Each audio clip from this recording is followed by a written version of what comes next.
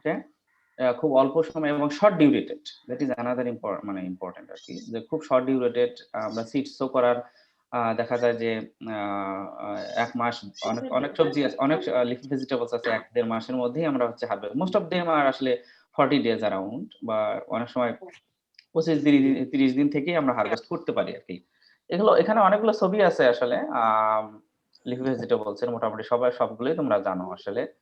ডাঁটা শাক বা মূলা শাক, পালং শাক, পুঁই শাক, লাউ শাক, এগুলো ভেরি কমন আমাদের আসলে আমাদের হোমস্টেডেই মেক্সিমাম গুলো হয়। কমার্শিয়ালি করা হয়। তো এখানে আমরা যদি লিফ ভেজিটেবলস এর ইম্পোর্টেন্স গুলো দেখি আরকি। First of all, it is a good source of vitamins and minerals. আমরা জানি vitamins and minerals mainly vegetables এবং ফ্রুটস থেকে এই দুটো উপাদানে বেশি আসে। And they are also excellent source of carotenes, যেটা হচ্ছে ভিটামিন এ তে কনভার্ট হয়ে যায়। লিফ ভেজিটেবলসে প্রচুর পরিমাণে ভিটামিন বি ও থাকে, যেটা আমাদের রাইবোফ্লাভিন বা ফোলিক অ্যাসিড জাতীয় নিউট্রিয়েন্ট সাপ্লাই করে থাকে, ভিটামিন সাপ্লাই করে থাকে। অনেক সময় আমাদের মুখে দেখা যায় মুখে ঘা হয়, বা মুখের তোমার হচ্ছে যে ঠোঁটের আশেপাশে এরকম, বা জিহ্বাতে অনেক সময় বিভিন্ন ধরনের ইনফেকশন দেখা যায়। তো সেগুলো আসলে সবগুলো আসলে মানে রোগ না ওইভাবে, বা due to lack of different nutrients specially vitamin B, তখন আমরা রাইবোফ্লাভিন ট্যাবলেট খাই। কাজেই আমরা যদি রেগুলার যদি এট লিস্ট যে পরিমাণ শাক খাওয়া দরকার সেটা যদি খাই, তাহলে কিন্তু আর এই উম মানে রাইবোফ্লাভিনের অভাবগুলো হয় না। এরপর আছে ভিটামিন সি, আ যেটা মোস্ট অফ দ্যা ফ্রুটস থেকে আসলে ভিটামিন সি পাওয়া যায়। বাট ভেজিটেবলস এর মধ্যেও অনেক ভেজিটেবলস আছে যেটা আ সাবস্টেনশিয়াল অ্যামাউন্ট এ ভিটামিন সি থাকে। যেমন ড্রামস্টিক লিফ, আমরা সবাই খাই না। অনেক বাংলাদেশে বিভিন্ন জায়গা আছে, বা কোরিয়ান্ডার লিফ তো আমরা খাই। অনেক জায়গায় আছে যেখানে হলো আ যে সজিনার যে পাতা, সেগুলো হচ্ছে যে বিভিন্ন ফর্মে খাওয়া আমাদের হয়, স্যার শাক হিসেবে। করাইছে করাইছে। এরপর আসতেছে হচ্ছে it is rich in iron. Most of the leafy vegetables হ্যাঁ, আয়রন রিচ। স্পেশালি যদি আমরা ইয়ের ঠিক কথা বলি। হইছে। তোমরা তোমরা একটু যে কথা বলতেছো প্লিজ একটু সা সা ইয়ে করে রাখো, মিউট করে রাখো please. Hmm. Rich in iron, আমরা জানি যে কচুর পাতাতে, আমরা যদি কচুর পাতার কথা চিন্তা করি, আমাদের আয়রনের অভাব হলে আমরা কচুর পাতা শাক হিসেবে খাই, বিভিন্ন ফর্মে খাই আরকি। এছাড়াও কচুর পাতা ছাড়াও আ আলু শাক আমরা খেতে পারি। পালং শাকে প্রচুর পরিমাণে আয়রন থাকে। কাজেই it is a also important source of iron. এছাড়াও আমরা কিছু ভেজিটেবলস আছে যেগুলো পাতাগুলোকে আমরা মেইনলি ফেলে দেই আসলে। হারভেস্টিং এর সময় ফেলে দেই। মেইনলি যেটা যেমন কলিফ্লাওয়ার এর ক্ষেত্রে কার্ড, অর্থাৎ যে অংশটা আমরা খাই, পাতাগুলো কিন্তু আমরা ফেলে দেই। বাট কলিফ্লাওয়ার এর যে পাতা অথবা বিটরুট লিভস যেগুলো আছে, এগুলো এক্সেলেন্ট সোর্স অফ আয়রন। আমরা সেখান থেকে প্রচুর পরিমাণে আয়রন পেতে পারি। আমরা যদি খাবার অভ্যাস করি আরকি। ওকে? আর লিফি ভেজিটেবলস আরেকটা ইম্পোর্টেন্ট হচ্ছে এটা খুবই ক্রিসপি হয়, ওয়াটারি হয়। যেহেতু herbaceous plant, most of them are herbaceous plant, কাজেই ওয়াটারি হয়, ক্রিসপি হয়, ময়েশ্চার থাকে প্রচুর পরিমাণে।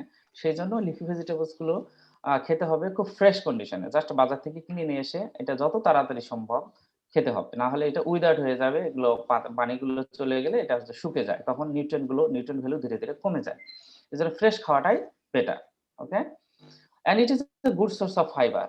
আম আম এটা হচ্ছে আ আ অন্যতম একটা ইম্পোর্টেন্ট বিষয় আরকি, যে ফাইবারের সোর্স। কারণ আমাদের দেখা যায় যে আমরা যদি শাক না খাই, বিশেষ করে তোমরা যখন হলে থাকো, তখন কিন্তু আ অন্যান্য সবজি যাই হোক কম বেশি মাছ, মাংস এই সেই দেয়। কিন্তু শাকটা কিন্তু কম ইয়ে করে। যে কারণে আমাদের মেক্সিমাম সময় দেখা যায় কোষ্ঠকাঠিন্যের যে একটা প্রবলেম অথবা ডাইজেশন এর একটা যে সমস্যা সেটা দেখা যায়।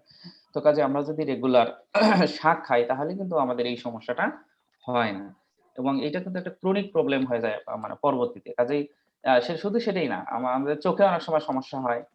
দেখা যায় যে দীর্ঘদিন শাক না খাওয়ার কারণে চোখে হয়তো মানে আ লেফট সাইড অথবা রাইট সাইড এ দেখা যায় যে ডান অথবা বাঁ চোখে পাওয়ার এর কম বেশি হয়ে যায়। এগুলো কিন্তু ডিউ টু মানে ল্যাক অফ নিউট্রিয়েন্টস, স্পেশালি আমার হচ্ছে শাক জাতীয় সবজি না খাওয়ার জন্য। কাজেই আ লিফি ভেজিটেবলস যে আছে এটা আমাদের ডেইলি লাইফ এ এবং আমাদের যে হেলথি লাইফ এর জন্য ভেরি ইম্পোর্টেন্ট। কাজেই we have to um eat leafy vegetables at least একটা, যেকোনো এক লিফি ভেজিটেবল, যেকোনো যেটা এভেইলেবল পাওয়া যায় আরকি। কমপক্ষে দিনে ১ বার করে আসলে খাওয়া উচিত। ওকে?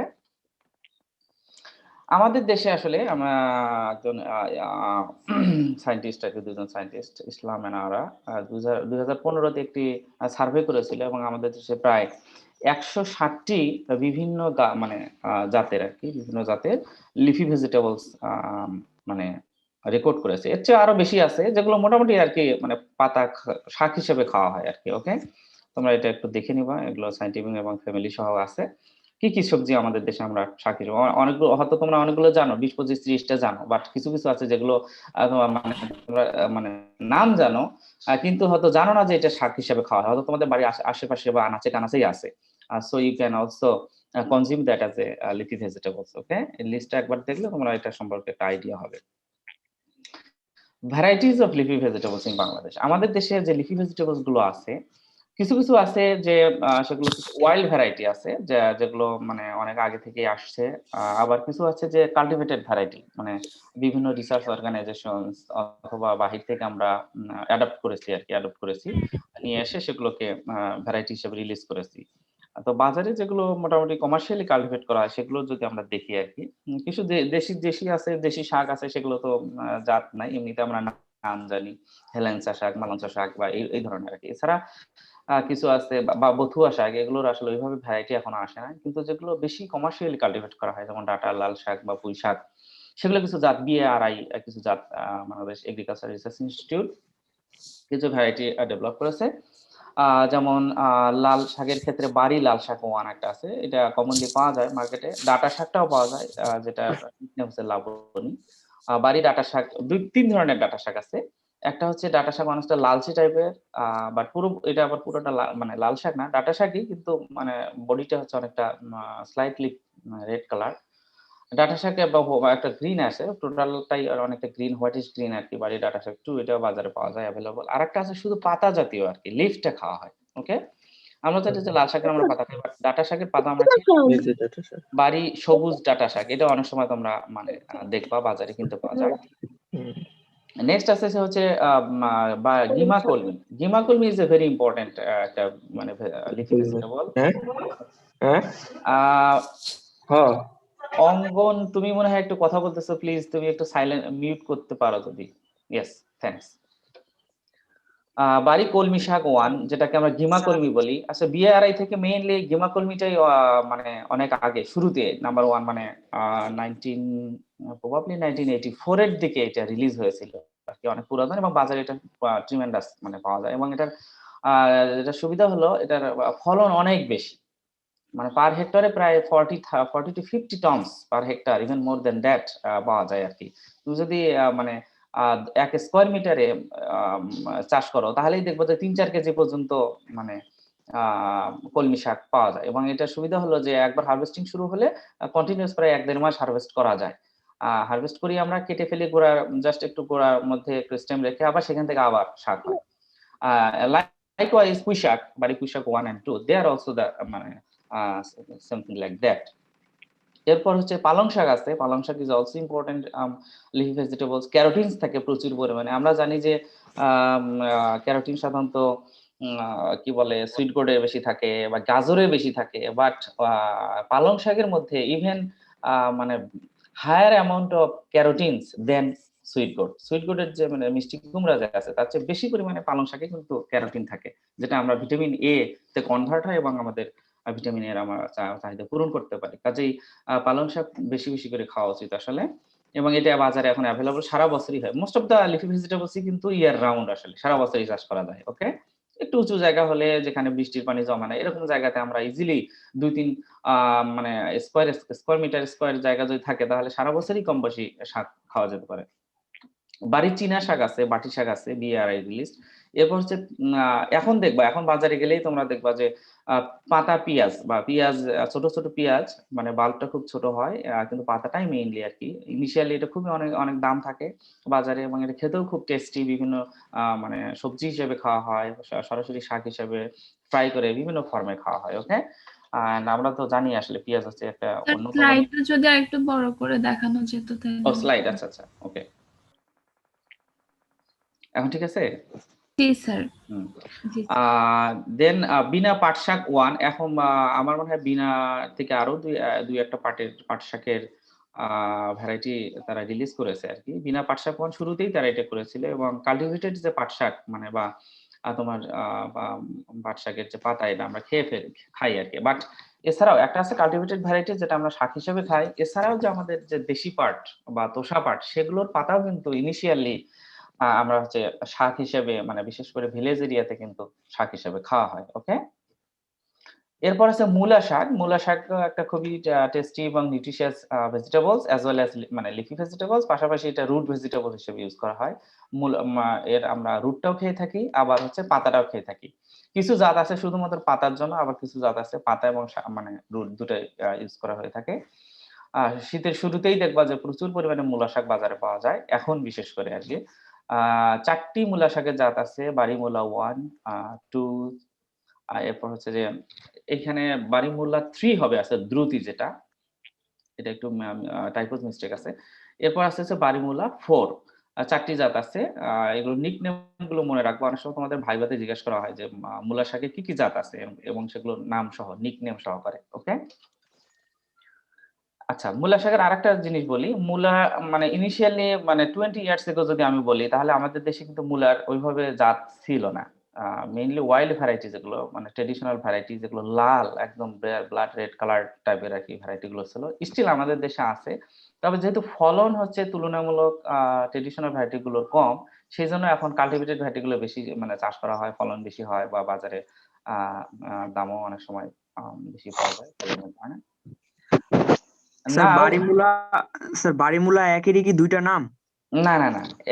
বাড়িমূলা 1 হচ্ছে তাসা কিষান আর নিচে দ্রুতি যেটা এটা আসলে 3। এটা একটু টাইপোস মিস্টেক আছে। তোমরা একটু কারেকশন করে নিও। ওকে? বাড়িমূলা 3। দ্রুতি যেটাকে বলে দ্রুতি। ১ হচ্ছে তাসা কিষান, ২ হচ্ছে পিঙ্কি আর ৩ হচ্ছে দ্রুতি। আর বাড়িমূলা 4 একটা আছে সাদা মূলা। অনেক লম্বা, লম্বা হয় বড়। তোমরা বাজারে গেলে দেখবা আরকি। বিভিন্ন ধরনের পাওয়া যায় আরকি। ওকে? স্যার আমার একটা কোশ্চেন ছিল স্যার। ইয়েস। স্যার স্যার লাল মূলার ফলন বেশি হবে নাকি স্যার সাদা মূলার ফলন বেশি হবে? আসলে সাদা মূলাটার ফলনটাই আসলে বেশি মোস্টলি আরকি। তারপরেও তোমাদের আ মানে লাল মূলাটা এটা হচ্ছে কি যেহেতু আমাদের আগের যে জাতগুলো ছিল, আমরা গ্রামগঞ্জে যে জাতগুলো মানে চাষ করতাম আরকি, তার মধ্যে লাল মূলাটা খেতে মানে মিষ্টি না টেস্টি ছিল আরকি। ওকে? অনেক সময় সাদা মূলাটার চেয়ে লালটাকে বেশি প্রেফার করা হতো। সেইজন্য বিআরআই ওই চিন্তা থেকেই তারা চিন্তা করছে যে এট লিস্ট একটা ট্র্যাডিশনাল ভ্যারাইটির মতো করে যদি একটা ভ্যারাইটি করা যায়। এটার আম আ পুষ্টিগুণ বেশি, খেতেও অনেকটা টেস্টি কিন্তু ফলনটা তুলনামূলক হচ্ছে যে সাদার চেয়ে কম। কারণ সাদা মূলাগুলো এমনিতেই আকারে বড় হয় এবং ফলনও অনেক বেশি হয়। তারপরেও তোমরা এগুলো সম্পর্কে ডিটেইল যদি দেখতে চাও তাহলে বাড়ি কৃষি প্রযুক্তি হাত বই যেটা আছে, আমার কাছে আছে একটা কপি। আমি চাইলে তোমাদের সফট কপি একসময় দিতে পারবো। সেইখানে তোমরা এর মানে ফলন সম্পর্কে আরো ডিটেইল জানতে পারবো। ওকে? তবে অন অ্যান এভারেজ আসলে সাদা মূলার ফলনটা বেশি তুলনামূলক। Thank you sir. এখন যদি আমরা প্রোডাকশন টেকনোলজিতে যাই আসলে প্রোডাকশন টেকনোলজিতে আমরা দেখি যে জাস্ট আ মিনিট ইয়েস মোটামুটি আমাদের যে শাকগুলো আমরা দৈনন্দিন ডেইলি লাইফে খাই আরকি সেগুলোর উৎপাদন অ্যাজ আই সেইড আমি আসলে আগেই বলেছি যে মোস্ট অফ দা তোমার লিফি ভেজিটেবলস কিন্তু সারা বছরই হয়। সারা বছরই মানে কাল্টিভেট করা যায়। বাট ২-১ টা আছে যেটা হলো তোমার আ কি বলে সিজনাল আরকি। ফার্স্ট অফ অল আমরা হচ্ছে লাল শাক যদি দেখি রেড আমারান্থ আমরা বাজারে গেলে কিন্তু সারা বছরই লাল শাক পাই। হ্যাঁ, তবে সিজনে আরকি যখন যে মানে সে ফর এক্সাম্পল যদি সেটা উইন্টারে বেশি হয় তাহলে ওই সময় দামটা একটু কম থাকে। বাট সামারে অনেক সময় দামটা একটু বেশি থাকে। যেহেতু অফ সিজন আরকি। আর আমরা জানি যে অফ সিজন প্রোডাকশন করতে গেলে কিছু স্পেশাল কেয়ার নিতে হয়, পলিটানেল করতে হয়, আ কিছু স্পেশাল টেকনিকস ইউজ করতে হয়। ঠিক আছে? যে কারণে উৎপাদন খরচ যেহেতু বেড়ে যায় কাজেই স্বাভাবিকভাবে তার বিক্রয় মূল্যটা অনেক বেড়ে যায়। তো লাল শাক সারা বছরই করা যেতে পারে ইয়ার রাউন্ড করা হয় আরকি। এটা লাল শাকের জন্য একটু উঁচু জমি ভালোভাবে চাষ করা হয়। এরকম মাটি মিহি করে টিল করে সানি প্লেস, লুমি একটু ফার্টাইল সয়েল দরকার হয়। অর্গানিক ম্যাটার থাকতে হবে। ঠিক আছে? তাহলে মোটামুটি লাল শাক উৎপাদন করা যাবে। আর শাক জাতীয় সবজির ক্ষেত্রে আ আমরা ডিজিজ পেস্ট পরে আসবো। মোস্ট অফ দেম আর আসলে cultivated by seeds. Most of them almost মানে 99% শাকই কিন্তু হচ্ছে সিড থেকে করা হয় আরকি। যেহেতু আমরা গাছটা খাই, গাছটাই মেইনলি আসলে প্ল্যান্টটাই আমরা কনজিউম করি। কাজেই সিড থেকেই আমাদের এটা মানে বেশি করা হয়। আবার কিছু আছে যেমন তোমার ট্রি টাইপ যেগুলো মানে লিফি ভেজিটেবল, সেগুলো তো প্রথমে আমরা চারা করি, তারপর গাছ বড় হয় সেখান থেকে পাতা খাই। সেটা বিষয় একটু ভিন্ন, যেমন সজনের ক্ষেত্রে আমরা যদি বলি সজনের পাতা বা আদার্স এরকম। এরপর স্পেসিং সাধারণত মানে যেহেতু এগুলোর বীজ খুবই ছোট, তোমরা দেখেছো লাল শাক, ডাঁটা শাকের বীজ মানে আঙ্গুলের মধ্যে নিয়েও ধরে রাখা যায় না, খুবই বীজ স্মল। কাজে এই ক্ষেত্রে আসলে স্পেসিংটা আমরা মোস্টলি তোমার ছোট যেগুলোর বীজ আর কি সেগুলো ব্রডকাস্টিং করি, অর্থাৎ মোটামুটি ইউনিফর্মলি ছিটিয়ে দেই আর কি। তারপরে এখানে একটা মানে তোমরা যদি কেউ লাইন সুইং করতে চাও করতে পারো। লাইন সুইং এর একটা সুইং এর একটা এখানে ডিসটেন্স দেওয়া আছে যে 15 থেকে 20 সেন্টিমিটার লাইন টু লাইন আর 2 থেকে 3 centimetre seed two seed distance. But এটা মেইনটেইন করা ইজ ভেরি ডিফিকাল্ট। সেজন্য লাল শাক আমরা ব্রডকাস্টিংটাই বেশি করি। ফার্টিলাইজার দিতে হবে, যেহেতু এটা উৎপাদন করতে গেলে, ফলন বাড়াতে গেলে নিউট্রিয়েন্টের দরকার। আর আমাদের দেশে মাটিতে এমনিতেই তো অর্গানিক ম্যাটারের মানে পরিমাণ কম। আর ২ হচ্ছে যে ফার্টিলাইজার দিতে, দিতে মাটির হেলথও অনেক আসলে মানে নাজুক অবস্থা। কাজেই প্রতি বছরে আমাদের ইউরিয়া, টিএসপি, এমওপি বা আম আ তোমার জিপসাম জাতীয় ফার্টিলাইজার দিতে হবে। আর আ আ কাউডাং অথবা অর্গানিক ম্যানিউর যেটা সেটা আমাদের সাপ্লাই করতে হবে। Okay? Cow dung ১০ ton, urea ৮৫ KG, TSP ৬০ KG.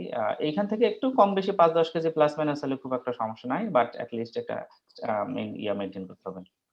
এবং লিফি ভেজিটেবলস এর ক্ষেত্রে যেহেতু সাধারণত দেখা যায় যে পাতা জাতীয় সবজি মানে সিড সোয়িং থেকে হারভেস্ট করতে সর্বোচ্চ ৩০, ৪০ বা ৪০-৪৫ দিন সময় লাগে। এজন্য ফার্টিলাইজারটা মানে যেটা করতে হবে সেটা হলো আ টিএসপি এবং এমওপি যেটা এবং কাউডাং অথবা খৈল বা যেটাই হোক অর্গানিক ম্যানিউরস এগুলো ল্যান্ড প্রিপারেশন এর সময় মানে আ আ মানে মানে ইনঅর্গানিক যেগুলো টিএসপি এবং এমওপি এর অর্ধেক দিয়ে দিতে হবে ল্যান্ড প্রিপারেশন এর সময়। সাথে কাউডাং এর পুরো অংশ। আর বীজ বপন করার পর চারা যখন মোটামুটি ১৫ দিন বা 2 উইকস বা 3 উইকস সময় হবে তখন আমরা হচ্ছে রেস্ট অ্যামাউন্ট দিয়ে দিব। আসলে মানে পাতা জাতীয় সবজিতে মানে নরমালি আমরা ফার্টিলাইজার কি করি? ৩ ধাপে এপ্লাই করি। একটা হচ্ছে ল্যান্ড প্রিপারেশন এর আগে বা সময়, এরপর চারা লাগানোর ১৫ মানে বীজ বা চারা যখন হয়ে যায় ১৫ দিন বা ৩ সপ্তাহ পরে এরপর আবার আরেকটা স্টেজ যায়। কিন্তু পাতা সবজি তো যেহেতু এর ডিউরেশনটাই কম, কাজেই মোটামুটি ২ বারই এপ্লাই করলেই এনাফ। ওকে? লাল শাকের ক্ষেত্রে এখানে বলা আছে থিনিং আউট করতে হয়, উইডিং করতে হবে। Weeding and mulching is very মানে ইম্পোর্টেন্ট ইন্টারকালচারাল অপারেশনস আমরা জানি প্রোডাকশন এর ক্ষেত্রে। উইডিং এবং মালচিং এগুলো করতে হবে। মাটিটা একটু বাট খেয়াল রাখতে হবে যখন চারা অবস্থায় থাকে তখন গাছের গোড়া যেন অতটা ক্ষতিগ্রস্ত না হয় সেটা খেয়াল রাখতে হবে। আর থিনিং করতে হয় আসলে আমরা জানি যে শাক জাতীয় সবজি আমরা কি করি? আমরা হচ্ছে গাছটাই খেয়ে ফেলি। কাজেই এখানে যদি সিড একটু বেশি মানে সো করা হয়, গাছের সংখ্যা যদি বেশি হয় তাতে কোনো সমস্যা নাই। ইনিশিয়ালি চারা হয়ে গেল ২০-২৫ দিন হয়ে গেল আমরা কিছু চারা তুলে ফেললাম। তুলে ফেলে সেগুলো আমরা খেয়ে ফেললাম অথবা বিক্রি করলাম। আবার বা আশেপাশে যেগুলো চারা আবার ছোট থাকে সেগুলো আবার খুব দ্রুত দেখা যায় সপ্তাহখানেক বা ১০ দিন ১০-১৫ দিনের মধ্যে বড় হয়ে যায়। কাজেই এভাবে আমরা থিনিং করে মানে এটা আমাদের আ অ উম এটা মানে প্ল্যান্টের এটা ফলন হিসেবে বা হায়ার ইয়ের জন্য ইউজ করি আমি। এরপর হচ্ছে ডাঁটা শাক। ডাঁটা শাক আসলে মেইনলি যদিও ডাঁটা শাক ইদানিং সারা বছরই চাষ করা যেতে পারে যদি মানে শীতকালেও করা যেতে পারে। যদি সেটা আমরা পলিটানেল বা অফ সিজন প্রোডাকশন এর যে মানে আছে গ্লাস হাউস তো করাই যায়। পলিটানেল ইউজ করেও আমরা অনেক সময় করতে পারি। পাওয়া যায় বাজারে। তবে মেইনলি এটা হচ্ছে ফেব্রুয়ারি থেকে জুলাই অর্থাৎ সামার সিজনে হয় আরকি ডাঁটা শাক যেটা। আর এর যে প্রোডাকশন টেকনোলজি যে site selection, propagation, spacing, fertilizer application exactly same as like লাল শাক। এর বীজটাও জাস্ট দেখতে লাল শাকের মতোই, আদার ক্যারেক্টারিস্টিক গুলো সেম। এরপর হচ্ছে পালং শাক। পালং শাক এখানে বলা আছে যে টাইম অফ সুইং হচ্ছে সেপ্টেম্বর থেকে মার্চ। মেইনলি শীতকালে বেশি হয়। বাট গরমকালেও কিন্তু পালং শাক পাওয়া যায় এখন। ওকে? ওই যে বললাম যে অফ সিজনের যে মানে কন্ডিশন গুলো আমরা যদি প্রোভাইড করতে পারি আরকি। ওকে? সেপ্টেম্বর থেকে মার্চে মেইনলি এটা হয়। আ সাইট সিলেকশন একই, জাস্ট লাইক লাল শাক, ডাঁটা শাক। প্রোপাগেশন সিডের মাধ্যমে হয়। পালং শাকের বীজ তুলনামূলক একটু বড়। তোমরা দেখেছো সবাই আইডেন্টিফিকেশন আমরা যখন মানে তোমাদের দেখিয়েছিলাম আরকি। ৩ থেকে ৫ কেজি বীজ লাগবে পার হেক্টারে। ওকে? এবং পালং শাক লাইন সুইং এ করা হয়। বাট ব্রডকাস্টিং এ করা যেতে পারে। বা লাইন সুইং টা আমরা বেশি প্র্যাকটিস করি টু মানে get better vigorous growth of the plants. ২০ থেকে ২৫ সেন্টিমিটার লাইনে এবং ৫ থেকে ১০ সেন্টিমিটার দূরে, দূরে সিড সো করা হয়। ওকে? মোটামুটি ইউনিফর্মলি হাত দিয়ে সো করা যেতে পারে। লাইন সুইং এর ক্ষেত্রে। ফার্টিলাইজার একটু বেশি লাগে পালং শাকে।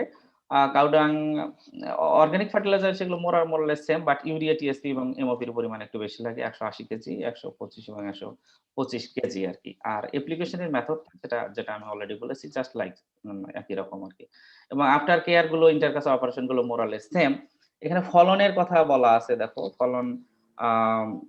ফলন হচ্ছে যে পালং শাকের ক্ষেত্রে 40 থেকে 50 টন, লাল শাক একটু কম 10 থেকে 15 টন পার হেক্টর, আর ডাঁটা শাকের আরেকটু বেশি 30 to 40 টনস, পালং শাক হচ্ছে 40 to 50 টনস। দেন পুঁই শাকের ক্ষেত্রে পুঁই শাক আসলে ইয়ার রাউন্ড আমরা বলেছি আর কি। পুঁই শাক কিন্তু দুই ধরনের আছে, একটা হচ্ছে যে ওয়াইল্ড টাইপের যেগুলো আমরা হচ্ছে যে মানে লতানো জাতীয় গাছ হয় আর কি, যেগুলো আমরা ঘরের চালাতে অথবা মাচা করে আমরা করে থাকি পুঁই শাক, সেটা একটা হতে পারে। আর কিছু কাল্টিভেটেড ভ্যারাইটি আছে, বাড়ি রিলিজড 1, 2 এগুলো, মানে বাড়ি 1 যেটা সারা বছরই করা যায়, ইন্ডিয়ান স্পিনাচ যেটা, আর ফেব্রুয়ারি থেকে সেপ্টেম্বর সামার সিজনে বাড়ি 2টা করা হয় মেইনলি। জমি বা প্রপাগেশন একই ধরনের, সিডের মাধ্যমে করতে হবে, জাস্ট লাইক পালং শাকের মতোই।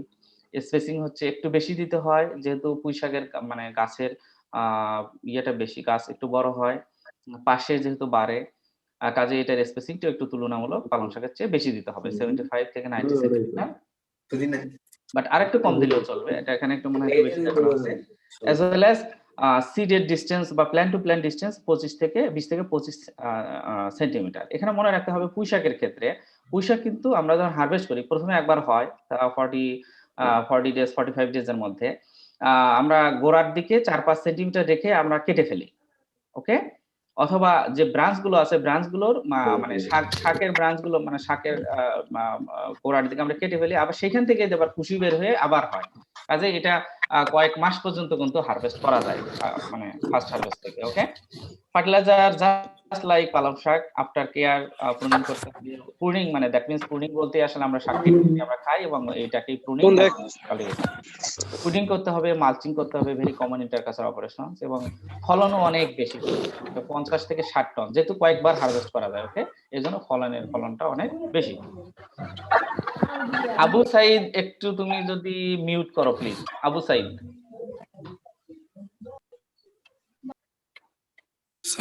স্যার লাল শাকের ক্ষেত্রে থিনিং আউটটা বুঝি না, আবার একটু বললে ভালো হয়।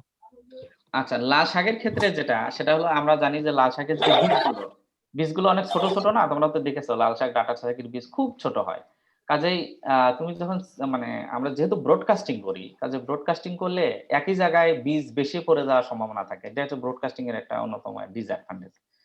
আর যেহেতু লাল শাকের বীজ আমরা মানে ওই মাটির সঙ্গে বা ধুলার সঙ্গে বা বালির সঙ্গে মিশে ব্রডকাস্টিং করি, তারপরেও কিন্তু দেখা যায় একই জায়গায় বেশি বীজ পড়ে যায়।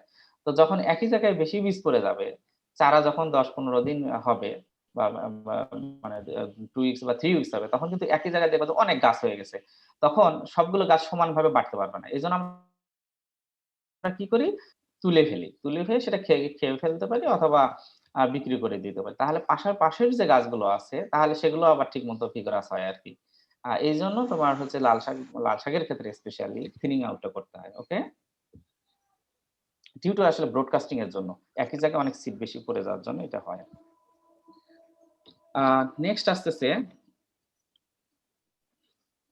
কলমি শাক। কলমি শাক আমরা জানি যে আমাদের দুই ধরনের কলমি শাক আছে, একটা মানে যেটা আমরা বলি ওয়াটার স্পিনাচও বলা হয় বা সোয়াম ক্যাবেজ বলা হয়।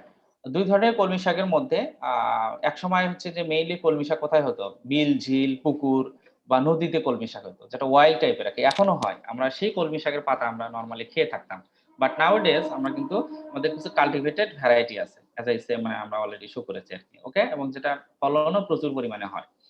তো এটা মেইনলি হচ্ছে যে সামার সিজন একটা ভেজিটেবল, মার্চ থেকে আগস্ট মাস পর্যন্ত এই সময়টাতে বেশি হয়, যেহেতু কলমি শাক পানিতে মেইনলি হয় বা মানে একটু যেটা হচ্ছে তোমার ইয়া টাইপের, ওয়াল টাইপের পানিতে হয়। আর কাল্টিভেটেড ভ্যারাইটিটা আবার হচ্ছে যে অতটা পানির প্রয়োজন হয় না।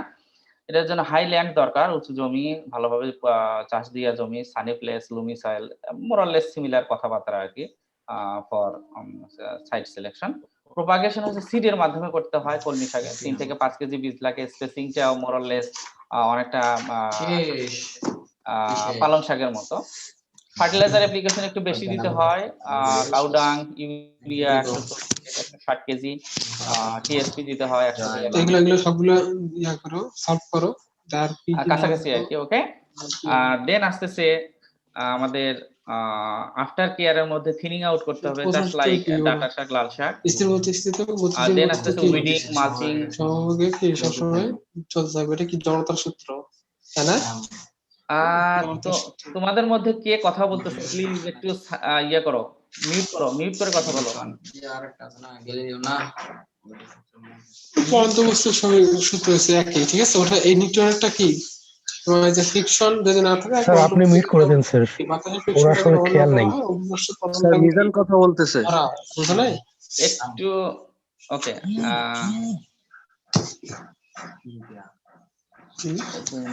ক্লাস করতেছি।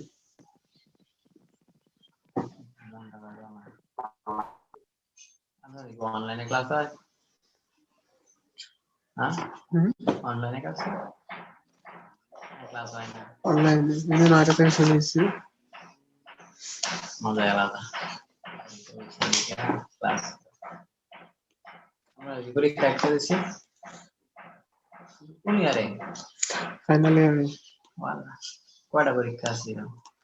আচ্ছা তোমরা, আমি আসলে একটু সাডেনলি একটু ভুলে গেছি আসলে, যে সবাইকে যে মিউট করা হোস্ট হিসেবে, এটা তোমরা একদম বলতে পারবা কিভাবে ইয়ে করতে হবে? পার্টিসিপেন্টের পাশে আছে স্যার, হ্যাঁ ওর যে নতুন পার্টিসিপেন্টের নিচের দিকে দেখেন স্যার, ইনভাইটের পাশে স্যার মিউট অন আছে। আচ্ছা, পার্টিসিপেন্টের আছে, পার্টিসিপেন্টের পাশে ফোর্থ ইয়ারের সামনে এই বছর সেকশনে উঠলো। ওকে,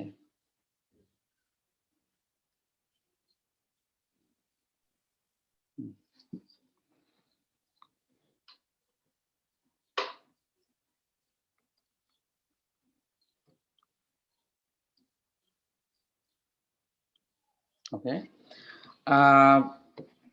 নেক্সট আসতেছে হচ্ছে আমাদের পুঁই শাক, কলমি শাক আমরা মোটামুটি ইয়ে করলাম। এরপর আসতেছে হচ্ছে মূলা শাক। মূলা শাকের ক্ষেত্রে অ্যাজ আই সেড, মূলা শাক আমাদের দুই ভাবে খাওয়া হয়। একটা হচ্ছে আমরা রুটটা খেয়ে থাকি, আবার হচ্ছে আমরা হচ্ছে পাতাগুলো খেয়ে থাকি। তো এটা মেইনলি সেপ্টেম্বর থেকে মার্চ মাস পর্যন্ত হয়, সেপ্টেম্বর থেকে মার্চ মূলা শাক আর কি। সেপ্টেম্বর থেকে অর্থাৎ শীতকালীন সবজি হিসেবে এটা খাওয়া হয়। আবার মূলার যে হচ্ছে রুটটা, সেটা আবার কিছুটা সামারের দিকে কাছাকাছি সময় ফেব্রুয়ারি বা এরকম সময়ে ম্যাচিউর হয় আরকি। শুরুতে আমরা শাকটা বেশি খেয়ে থাকি। Site selection more or less similar like কলমি শাক, প্রপাগেশন বাই সিডের মাধ্যমে হয়, স্পেসিংটাও কাছাকাছি। মূলা শাকের স্পেসিংটা একটু বেশি লাগে, বিশেষ করে যেহেতু যখন আমরা সেটা শাক পারপাসে খেলে স্পেসিং কম দিলেও চলবে, বাট রুট পারপাসে স্পেসিংটা বেশি দিতে হবে, যেহেতু রুটটা অনেক বড় হয়। 30 থেকে 40 সেন্টিমিটার দূরে লাইন করে 15 থেকে 20 সেন্টিমিটার ডিসটেন্স রেখে। ফার্টিলাইজার অ্যাপ্লিকেশন একটু বেশি লাগবে, যেহেতু এটা একটু এক্সস্টিভ ক্রপ। মানে মূলা শাক যখন আমরা রুট হিসেবে ইউজ করি, তখন এটার মানে সময়ও বেশি লাগে, প্লাস ফার্টিলাইজেশনটাও বেশি। ইউরিয়া 300, 250, 300 কেজি করে দিতে হয়। ওকে, ইউরিয়া 300 থেকে 350 কেজি, টিএসপি তোমরা দেখতে পাচ্ছ আর কি 250 থেকে 300 কেজি, এবং এমওপি 215 থেকে 235 কেজি। এখানে মূলাতে যেটা আরেকটা প্রবলেম দেখা যায়, সেটা হলো মূলার মানে রুট ক্র্যাকিং তোমরা খেয়াল করে থাকবা, বাজারে মূলা কিনতে গেলে দেখবা যে ফাটা অনেক সময় থাকে।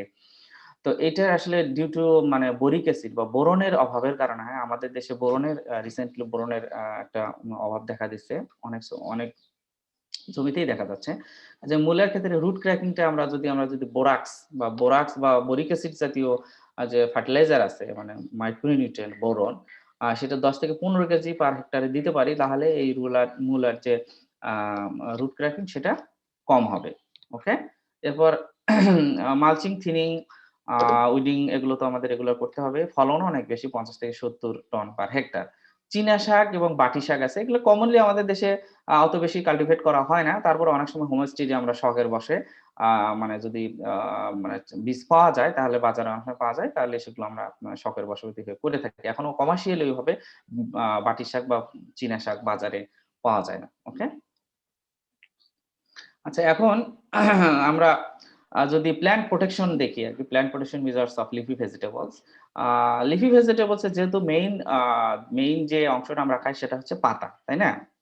কাজে পাতা যেহেতু আমরা খাই, কাজে পাতার মধ্যেই মেইনলি হচ্ছে ইনসেক্ট বা পাতার যে ইনসেক্ট বা ডিজিজ গুলো আছে, বা রুটস বা স্টেম বা গাছের মধ্যে আর কি, এটা ভেরি ইম্পর্টেন্ট, এগুলোকে আমাদের কন্ট্রোল করতে হবে। আদারওয়াইজ ইনসেক্ট পেস্ট যদি আমাদের কন্ট্রোল করতে না পারি বা ইনফেক্টেড হয়, মানে এফেক্টেড হয় লিফ বা গাছটা বা পাতা, তাহলে কিন্তু সেগুলো বাজার মূল্য মানে কমে যায় বা আমরা বাজার থেকে সেগুলো কিনতেও চাই না। তো আমরা দেখি যে আসলে আমাদের কি কি ইনসেক্ট পেস্ট আছে। First of all aphids.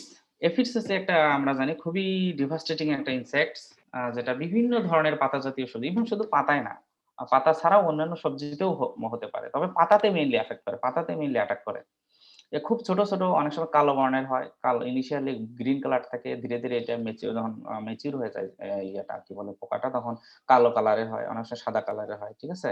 আবার এটা আসলে একটা সাকিং ইনসেক্ট, বিভিন্ন ধরনের সাকিং ইনসেক্ট আছে, এফিড আছে, হোয়াইট ফ্লাই আছে, বাগস আছে, তার মধ্যে এফিডটা হচ্ছে একটু বেশি ডিভাস্টেটিং। ওকে, এটা হচ্ছে মেইনলি পাতাতে, মানে যে জায়গায় হয় অসংখ্য, মানে এফিড দেখা যায়, এবং এটা পাতার মধ্যে বসবাস করে, পাতা থেকেই লাইফ সাইকেল পূর্ণ করে, এবং পাতা থেকেই কি করে, সেল সাক করে পাতাটাকে টুইস্ট করে ফেলে। পাতা থেকে যখন সেল সাক করে, তখন আলটিমেটলি পাতাটা কিন্তু টুইস্টিং হয়ে যায়, সেই পাতার আর কোনো মানে ফুড ভ্যালু থাকে না, বাজারে ওই পাতাটা আর বিক্রি করা যায় না। এটা অনেক সময় 100% প্রো প্লাস করে দিতে পারে যদি আমরা এফিড কন্ট্রোল করতে না পারি। অনেক সময় সিম একটা ইম্পর্টেন্ট ভেজিটেবল, সেখানেও সিমের পাতায় প্রচুর পরিমাণে এফিড দেখা যায়। এবং তখন আমরা কি করি, গ্রামে গঞ্জে যেটা করা হয় আরকি সচরাচর, সেটা হচ্ছে ছাই দেওয়া হয়, ছাই তোমার হচ্ছে ছিটিয়ে দেওয়া হয়। ছাইটা আসলে কোনো ওইভাবে কোনো মানে না, ইনসেক্টিসাইড টাইপের এরকম কিছু না। ছাই হচ্ছে, এফিডটা হচ্ছে ছাই দিলে বা ছিটিয়ে দিলে, এফিড হচ্ছে it doesn't like it. Aphid আসলে মানে অ্যাশটাকে পছন্দ করে না। তখন আপনা-আপনি সে পাতা থেকে সরে যায়। এটা একটা ইয়ে। এছাড়া আমরা কন্ট্রোল করতে পারি, মেলাথিয়ন দিতে পারি। ইয়েস। স্যার এটা কি স্যার গাছের উপরে মানে ছিটা দেবো নাকি গোড়ায় স্যার? না, না, পাতায় দিতে হবে আরকি। জাস্ট গাছের উপরে, পাতার মধ্যে যতটা সম্ভব পাতা কভার করে দেয়া আরকি, ছাই দিয়ে। এটা হচ্ছে তোমার হচ্ছে, যখন দেখা গেল যে আশেপাশে তোমার ইনসেক্টিসাইড বা সেই তুমি কি ইউজ করবা, কি না করবা, এটা মানে কনফিউশন থাকে। শুরুতেই তোমার ছাই আছে, ছাই ছিটিয়ে দিবা আরকি। তাহলে হবে কি, এফিড যেহেতু ছাইটা পছন্দ করে না, তখন আপনি ও পাতা থেকে সরে যাবে। এটা মেইনলি পাতাতে দিতে হবে আরকি, যেখানে এফেকশনটা হচ্ছে আরকি, যেখানে পাতাতে যেখানে বেশি দেখা যায় পোকা। ওকে? এছাড়া আমরা মেলাথিয়ন দিতে পারি, ডিমেটন দিতে পারি, মিথাইল ডিমেটন। বাট খেয়াল রাখতে হবে, পাতা জাতীয় সবজি কিন্তু যেহেতু আমরা বাজার থেকে তুলেই খেয়ে ফেলি, মানে মাঠ থেকে তুলে নিয়ে এসে বাজারে বিক্রি করি, অথবা মাঠ থেকে তুলে নিয়ে এসে খেয়ে ফেলি। কাজেই এই যে স্প্রেটা, মানে ইনসেক্টিসাইড, এটা এট লিস্ট হারভেস্টিং এর ১ সপ্তাহ আগে দিতে হবে। ওকে? যদিও আসলে প্র্যাকটিক্যালি সেটা হয় না। দেখা যায় ফার্মার্সরা কি করে, আজকে বিকেলে স্প্রে করে পরের দিন সকালেই হয়তো সবজিটা বা মানে লিফ এসিড বাজারে নিয়ে আসে, যেটা আমাদের জন্য অনেক ক্ষতিকর, এবং সেটার প্রভাব তো আমরা দেখতেই পাচ্ছি প্রতিনিয়ত। ওকে, বিভিন্ন ধরনের রোগ বালাই এই সেই হচ্ছে। কারণ হলো, এই ইনসেক্টিসাইড বা পেস্টিসাইড যেটাই বলো, এটা অ্যাপ্লিকেশন করার ৭ দিন পর্যন্ত এটার ইফেক্ট থাকে। যে ক্রপেই করা হোক না কেন, এটার যে রেসিডুয়াল ইফেক্ট, মানে যেটা খুবই বেশি ক্ষতিকর, সেটা কমপক্ষে ৭ দিন থাকে। যদিও ২১ দিন পর্যন্ত এটা মোটামুটি মানে ফাইনাল পর্যন্ত থাকে। এর চেয়েও বেশি থাকতে পারে। কিন্তু ৭ দিন খুবই খারাপ, মানে থাকে আরকি। ৭ দিনের মধ্যে আসলে খাওয়াই উচিত না। ৭ দিনের মধ্যে স্প্রে করার ৭ দিনের মধ্যে খাওয়া মানে আসলে অনেকটা বিষ খাওয়ার মতো। ওকে? তো আমাদের এদিকে খেয়াল রাখতে হবে। নেক্সট আসতেছে হলো লিফ ইটিং ক্যাটারপিলার। আমরা অনেক সময় কিছু কিছু সবজি দেখবা বাজারে, পাতা জাতীয় সবজি, মানে সবজির পাতার মধ্যে প্রচুর পরিমাণে এরকম হোলস থাকে আরকি, স্মল ছোট ছোট ছিদ্র থাকে। এগুলো আসলে মেইনলি ক্যাটারপিলারের মাধ্যমে হয়, লিফ ইটিং ক্যাটারপিলার। ওকে? এগুলোকে আমাদের স্প্রে করে, মেলাথিয়ন দিয়ে স্প্রে করে এটাকে আ মা কন্ট্রোল করতে হবে। ওকে? এটা পাতা খেয়ে ফেলে, এবং আল্টিমেটলি ফটোসিনথেসিস কমে যায়। এবং পুরো পাতাটাই যখন এরকম দেখতে হয়, তখন সেটার আর বাজার মূল্য থাকে না। আমরা সেটা কিনতেও চাই না। ওকে? স্টিং বাগস আরেক ধরনের পোকা, সাধারণত দেখা যায় বাগস। এটা একটু সাইজে বড়, বাট এটা যেটা করে সেটা হলো, মানে ডিম পাড়ে পাতার মধ্যে, এবং ধীরে ধীরে এটা যখন নিম্ফ হয়, এবং সেগুলো হচ্ছে সেল সাক করে, জাস্ট লাইক অনেকটা অন্যান্য বাগস বা এফিডের মতো আরকি। আর সেল সাক করলে মানে গাছের ভিগর কমে যায়, গাছের মানে পাতার যে তোমার হচ্ছে যে ভিগোরিটিটা কমে যায়, ফটোসিনথেসিস ঠিকমতো হয় না, এবং আল্টিমেটলি কালো হয়ে পাতাটা পুড়ে যায় বা মরে যায়। ওকে? কন্ট্রোল করতে হবে, ডিমেথয়েট ইউজ করা যেতে পারে। কুইনাল ফস ইউজ করা যেতে পারে। স্প্রে করে দিতে হবে। ১ সপ্তাহ, মানে ২ থেকে ৩ টা স্প্রে করে দিতে হবে। ফার্স্ট স্প্রে পর ১ সপ্তাহ, পরে আরেকটা স্প্রে করা যেতে পারে। ওকে? বাট খেয়াল রাখতে হবে, স্প্রে করে ১ সপ্তাহের মধ্যে হারভেস্ট করা যাবে না। হোয়াইট ফ্লাই হচ্ছে এটা আরেকটা sucking insect just like aphids. এটার কাজও ঠিক তাই। এটা হচ্ছে সেলস সাক করবে এবং সেলস সাক করে পাতাটা কালার চেঞ্জ করে দেয় একদম। ওকে? এমন ভাবে পাতার রস খেয়ে ফেলে যে পাতার ভিতরে রস না থাকলে কি হয়ে যায়? ওটা পেল গ্রিন হয়ে যায় বা এরকম বিভিন্ন ধরনের স্পট দেখা যায় আরকি। এবং এটাও ক্রপটাকে পুরো ড্যামেজ করে দিতে পারে। আমরা সাধারণত এটাকে হোয়াইট ফ্লাইটাকে নিম অয়েল আরকি বায়োলজিক্যাল পেস্টিসাইড ইউজ করতে পারি বা মিথাইল ডিমেথন ইউজ করতে পারি এবং ঠিক অন্যান্য সাকিং ইনসেক্টের মতো স্প্রে পদ্ধতি। ড্যাম্পিং অফ আরেকটা সরি, এতক্ষণ তো গেল হচ্ছে ইনসেক্টস। এখন আমরা ডিজিজ যেগুলো আছে ডিজিজ গুলো দেখি। ডিজিজের মধ্যে মানে পাতা জাতীয় সবজি অথবা যেকোনো সবজির আরকি ইনিশিয়ালি যে ডিজিজটা সবচেয়ে বেশি হয় সেটা হলো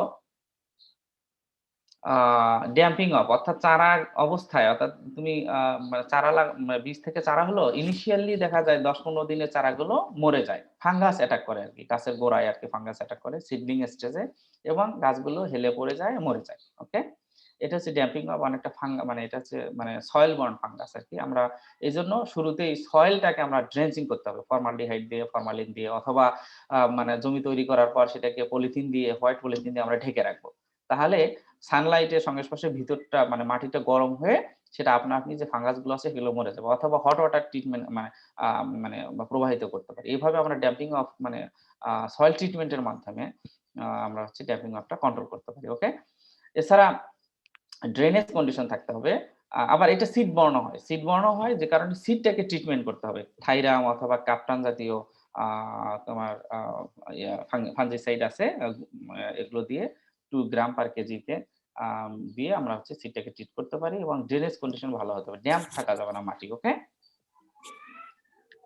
স্যার ফার্মারদের কাছে তো এরকম যে সিড ট্রিটমেন্টের যে কেমিক্যাল গুলো এগুলো তো নাই, তাহলে তারা কিভাবে করবে এগুলা? ফার্মার্স যেটা করে সেটা হলো যে মেইনলি ওই যে ফার্মাররা শুরুতে যখন জমি তৈরি করে তখন দেখবে যে পলিথিন দিয়ে ঢেকে রাখে অথবা কলার পাতা দিয়ে ঢেকে রাখে। মাটিটাকে তারা হচ্ছে যে কভার করে রাখে। কভার করে রাখলে যেটা হয় স্পেশালি পলিথিন ইউজ করলে সেটা হলো যে ওই মানে সূর্যালোকের পলিথিন মানে নিচে মাটিটা হচ্ছে উত্তপ্ত হয়ে আপনি কিছু ফাঙ্গাস মানে মরে যায় আরকি। ওকে? আর বাজারে এখন আসলে তোমার সিড ট্রিটিং কেমিক্যাল খুবই এভেইলেবল। যেকোনো তোমার ইভেন তোমার এলাকা বিভিন্ন সব মোটামুটি যে পেস্টিসাইড ইনসেক্টিসাইডের যে শপ আছে সেখানে গেলেই তোমার seed treating chemical easily available হয় আরকি, পাওয়া যায় এগুলো। লিফ স্পট ডিজিজ এটা আরেকটা ইম্পর্টেন্ট, যেহেতু লিফটাই আমরা খাই, কাজে লিফের মধ্যে যদি দাগ থাকে তাহলে কিন্তু ওই লিফটা আমরা কিনি না বা পছন্দও করি না। কাজে leaf spot another important disease যেটা হচ্ছে তোমার সারফেসপোরা বেটিকুলা নামে একটা ফাঙ্গাস দিয়ে হয় আরকি, প্যাথোজেন দিয়ে। তো এটা প্রথমে হচ্ছে স্মল সার্কুলার স্পট হয় পাতার মধ্যে, তারপর ধীরে ধীরে সেটা মানে কনসেন্ট্রিক রিং বা বড় হতে থাকে, গ্রে কালার কালো কালার হয়ে যায় এবং আলটিমেটলি পুরো পাতাটাই অনেক সময় কালো হয়ে যায়। ওকে? এবং এর যে মার্জিনটা হচ্ছে রেড কালার হয়। কাজে এইরকম পাতা ধরো বিশেষ করে পুঁইশাকে যেটা দেখা যায়, তোমার বাজারে দেখবে পুঁইশাক খুব অসংখ্য লাল বা কালো ছিদ্রযুক্ত থাকে। এটা হচ্ছে মেইনলি ডিউ টু মানে লিফ স্পটের কারণে। কাজে লিফ স্পট হলে কিন্তু আমরা ওই শাকটা আমরা খেতে চাই না বা খেতে মানে টেস্টও লাগবে না এবং এটার স্বাদও নষ্ট হয়ে যাবে, পাতার কোয়ালিটি নষ্ট হবে। কাজে এটাকে আমাদের কন্ট্রোল করতে হবে। ওকে? বেবিস্টিন দিয়ে কন্ট্রোল করা যায় অথবা ডাইথেন M45 যেটা হয় যে ব্রড স্পেকট্রাম ফাঙ্গিসাইড সব ক্রপে ইউজ করা যেতে পারে। ঠিক আছে? 15 দিন অন্তর এটাকে আমরা হচ্ছে এপিআর মানে সিম্পটম দেখলেই আমাদের এপ্লাই করতে হবে। অথবা অনেক সময় আমরা হচ্ছে বৌদ্ধ মিক্সচার ইউজ করতে পারি। অর্গানিক ফাঙ্গিসাইড যেটা বলে আরকি। Cover fungicide. এরপর ডাউনি মিলডিউ আসলে পাতাতে এটা সরি ওই পুঁই শাকের যে পাতাটা ওটা যদি আমরা খেয়ে ফেলি তাহলে কি আমাদের মানে ক্ষতি তো হয় না?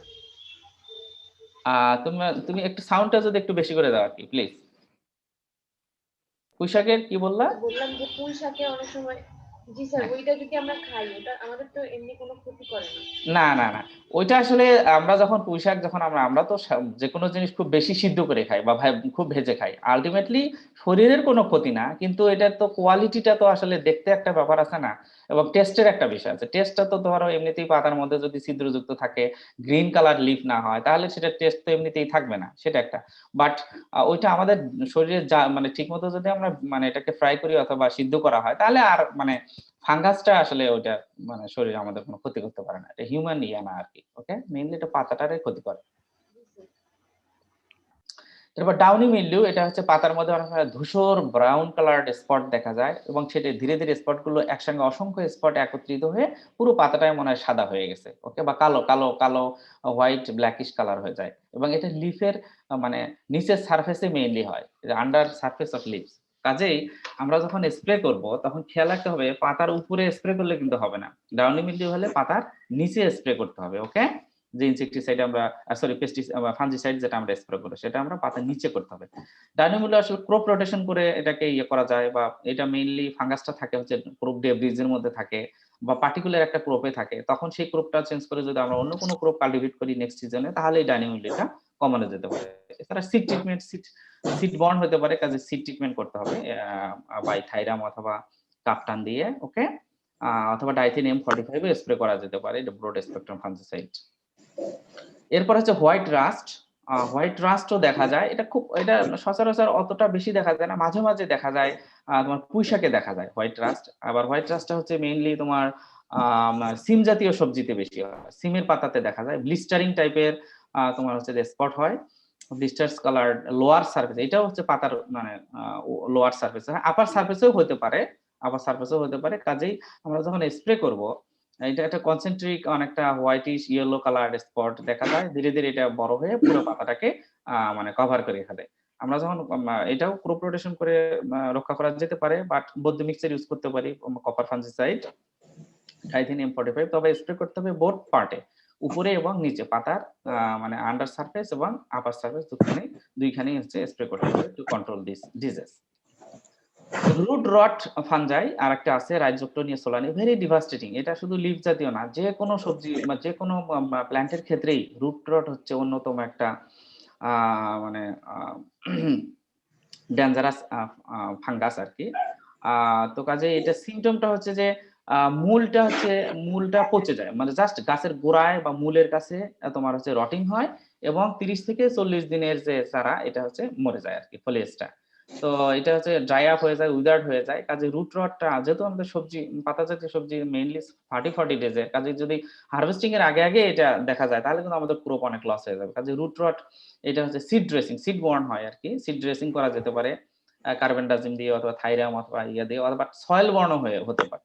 কাজে এটা বেশি ক্ষতিকর, দুই ধরনের হতে পারে। সয়েল ড্রেজিং করতে হবে মানে ফর্মালডিহাইড দিয়ে অথবা কার্বেন্ডাজিম দিয়ে, ঠিক আছে, অথবা অ্যাটলিস্ট সানলাইটের নিচে মানে তোমার হচ্ছে জমি প্রিপারেশনের পর 1 সপ্তাহ বা 10 দিন 15 দিন রেখে দিতে হবে, ঠিক আছে, তাহলে রুট রট সয়েল ফাঙ্গাস যেটা এটা অনেকটা কন্ট্রোল করা যায়।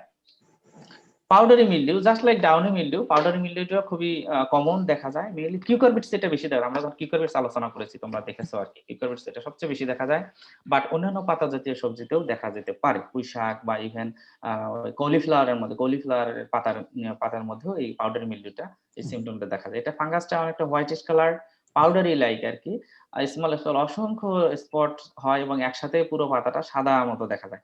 এটা হচ্ছে লোয়ার সারফেসে বেশি হয়, মানে পাতার যে মানে নিচের সারফেস সেখানে বেশি হয়, উপরের সারফেসের তুলনামূলক কম হয়। কাজে আমরা যখন স্প্রে করব সালফার ফাঞ্জিসাইড তখন আমরা পাতার নিচে এবং উপরে দুটোই কভার করে দিতে হবে। এরপর আছে রাস্টটা সাধারণত অ্যাজ আই সেড আসলে সিম জাতীয় সবজিতে দেখা যায়, বা কিছু অন্যান্য সবজিতে মাঝে মাঝে দেখা যায় কি, রাস্টি কালার স্পট হয় পাতার উপরে এবং নিচে বোথ সারফেসে, ছোট ছোট স্পট ব্রাউন কালার পোস্টিউলস দেখা যায় এবং আলটিমেটলি ফটোসিনথেসিস হ্যাম্পার করে এবং গাছের মানে পাতার কোয়ালিটি নষ্ট করে দেয়। তো এখানে আমরা বেনোমিল অথবা ম্যানকোজেব বা ম্যানেব জাতীয় যে ফাঞ্জিসাইড আছে সেগুলো আমরা হচ্ছে বা কেমিক্যাল আছে এগুলো ইউজ করতে পারি, স্প্রে করে দিতে পারি। ওকে স্যার, ইয়েস, ডিজিজের প্রথম দিকে একটু দেখান তো স্যার। এই কোনটার কথা বলতেছো? 1 নাম্বার থেকে, ডিজিজের 1 নাম্বার থেকে। Yes, damping. এবার একটু দেখবো স্যার কয়েকটা। নেক্সট আসতেছে হচ্ছে লিফ স্পট, এরপর ডাউনি মিলডিউ, নেক্সট আসতেছে white rust, root rot, powdery mildew and হচ্ছে রাস্ট। Thank you sir. তো এই হলো আমাদের মোটামুটি পাতা জাতীয় সবজি সম্পর্কে আমাদের স্টাডি। তোমরা একটা টেক্সট বুক চাইলে অ্যাভেলেবল, জানি না তোমাদের অনলাইনে হয়তো পাওয়া যাবে না, ইউনিভার্সিটি বন্ধ। আসলে আমি এই বইটা দেখতে পারো যদি তোমরা চাও, text book of vegetables, tuber crops, okay. আর স্লাইডটা আমি একসময় পরে তোমাদের হয়তোবা ক্লাস নোট দেওয়ার চেষ্টা করব আর কি, ঠিক আছে? আর তোমাদের যদি কোনো কোশ্চেন থাকে তাহলে তোমরা জিজ্ঞাসা করতে পারো প্লিজ। স্যার ইয়েস স্যার আপনি বললেন পলিথিন দিয়ে ঢেকে দিলে ফাঙ্গাস গুলো কিল হয়, এটা কি শুধু ফাঙ্গাস কিল করার পারপাসে ইউজ করা হয় পলিথিন নাকি অন্য কোনো বেনিফিট আছে? শুধু ফাঙ্গাস শুধু না, ইভেন সয়েল বার্ন, যে তোমার বিভিন্ন ধরনের সয়েলের মধ্যে যে বিভিন্ন পোকামাকড় থাকে সেগুলো অনেকটা কন্ট্রোল হয়ে যায়, ঠিক আছে? অর্থাৎ ইনিশিয়ালি সয়েলের মধ্যে তো সয়েলে তো কিছু ফাঙ্গাস আছেই, প্যাথোজেন আছে, পাশাপাশি ইনসেক্টও মানে কন্ট্রোল হয়ে যায়, ঠিক আছে? আবার শুধু সেটাই না, sir weeding a yes weeding a another important আর কি। উইডিং মানে মালচিং, তোমরা হয়তো জানো মালচিং তো আমরা দুই ভাবে করতে পারি। একটা হচ্ছে তোমার এমনিতেই হচ্ছে নিড়ানি দেওয়া, আর দুই হলো ঢেকে দেওয়া। ঢেকে দিলে মালচিং দিলে কি হয়, তোমার যে ঘাস যেগুলো থাকে, তোমার ঘাস যদি পলিথিনের নিচে এক সপ্তাহ থাকে তাহলে কিন্তু আপনি ওই ঘাস হচ্ছে কি হবে, ফটোসিনথেসিস না হয়ে আপনি হচ্ছে ঘাসগুলো মরে যাবে আর কি। কাজেই তোমার পলিথিন দিয়ে ঢেকে দিলে কয়েকটা উপকার আছে, ইনসেক্ট পেস্ট যেমন কন্ট্রোল হয়, সয়েল বর্ন, পাশাপাশি মানে তোমার হচ্ছে মালচিং এরও অনেকটা কাজ হয়ে যায় আর কি। স্যার চীনা শাকের ক্ষেত্রে স্পিনাচ লেখা, আবার পালং শাকের ক্ষেত্রে স্পিনাচ লেখা দেখলাম। চীনা শাকের ক্ষেত্রে স্পিনাচ, এটা কোন স্লাইডে আছে বলো তো দেখি। ওকে, পালং শাকে স্পিনাচ লেখা, পরে ওইদিকে চীনা শাক যেটা বললেন যে মানে এটা তো কাল্টিভেট করা হয় না আমাদের দেশে, মাঝে মাঝে করা হয়। পালং শাক তো স্পিনাচই, সেটা ঠিক আছে। পুঁই শাক হলো ইন্ডিয়ান স্পিনাচ, বা চীনা শাক, আর নেক্সট চীনা শাক, ওকে জাস্ট এ সেকেন্ড। স্যার এখানে ওকে, চীনা শাক আসলে, চীনা শাকটাও আসলে এটার ইংলিশ নেমটাও অনেকটা স্পিনাচই বলা হয় আর কি। ইয়েস, চীনা শাকের ইংলিশ নেমটা হচ্ছে স্পিনাচ, ওকে। আর চীনা শাকটা আসলে আমাদের দেশে মানে কাল্টিভেট মাঝে মাঝে না, মানে ঘটনা হলো যে ওইভাবে কমার্শিয়ালি এখনো আসে, কমার্শিয়ালি কাল্টিভেশনটা এখন ওইভাবে হয় না আর কি, ঠিক আছে? কমার্শিয়ালি কাল্টিভেট হয় না, বাট এমনিতেই তো কাল্টিভেশন তো হয়, কাল্টিভেশন তো করতে পারো তুমি, বাট কমার্শিয়ালি এখন আমাদের দেশে ওইভাবে শুরু হয় নাই, ঠিক আছে? ঠিক আছে, থ্যাংক ইউ। তোমাদের যদি আর কোনো কোশ্চেন থাকে তাহলে তোমরা, আমাদের হাতে আর 2-3 মিনিট সময় আছে।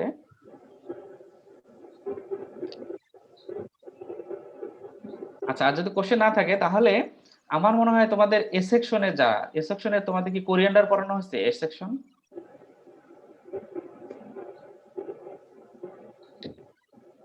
জি স্যার, পড়ানো হয়েছে। আচ্ছা, তাহলে তোমাদের যদি কোরিয়ান্ডার পড়ানো হয়ে থাকে, অ্যারোয়েটস পড়ানো হয়ে থাকে, লিফি ভেজিটেবল পড়ানো হলো, ব্রিনজাল এবং কিউকার বিটস, তাহলে এই সেকশনের যারা আছো তাদের মোটামুটি ক্লাস শেষ।